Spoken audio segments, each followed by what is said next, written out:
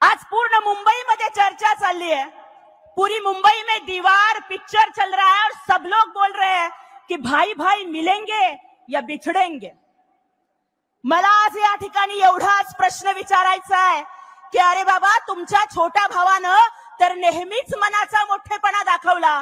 तुमचा मुलगा निवडणुकीला उभा होता तेव्हा मनसेचा उमेदवार नाही दिला, परंतु तुमच्या छोट्या भावाचा मुलगा निवडणुकीला उभं राहिल्यावर तुम्ही उमेदवार देऊन त्यांचा पराभव केला आणि ठाकरेंचा पराभव ठाकरेंनी केला, हे सुद्धा महाराष्ट्रानं बघितलं।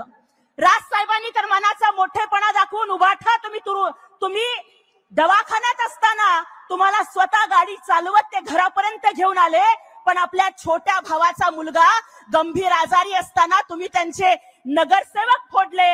अरे जो आपल्या भावाचा झाला नाही तो गावाचा काय होणार? मुंबई आणि महाराष्ट्र तर लांब राहिलं। मुंबईमध्ये जेव्हा पूर आला होता तेव्हा हिंदू हृदय सम्राट बाळासाहेब ठाकरेंना ज्यांनी मातोश्रीवरती एकटे सोडून 5 स्टार हॉटेलमध्ये स्वतःचा वाढदिवस साजरा केला, अरे जो आपल्या बापाचा झाला नाही तो मुंबईचा आणि महाराष्ट्राचा काय होणार आहे?